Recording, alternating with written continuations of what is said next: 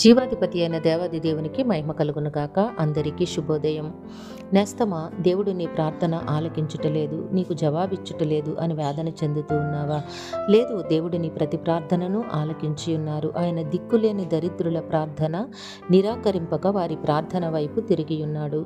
దేవునికి మహిమ కలుగును గాక. కీర్తనలు 102:17 వచనంలో రాయబడి ఉన్నవి.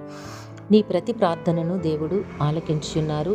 నీ ప్రతి ప్రార్థనకు ఆయన సమాధానమును సిద్ధపరిచి ఉన్నారు. ప్రతి ఆశీర్వాదమును దేవుడు నీకు అనుగ్రహించి ఉన్నారు. దేవుడు సిద్ధపరిచిన ప్రతి మేలును నీవు పొందుకుంటావు.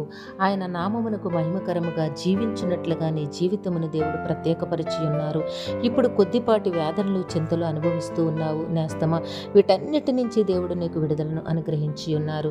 నీ హృదయమును దేవుడు మేలులతో తృప్తిపరిచి ఆయన నామమునకు మహిమ తెచ్చే బిడ్డగా ఉండినట్లుగా నిన్ను దేవుడు ఆశీర్వదించి ఉన్నారు. దేవునికి మహిమ కలుగును.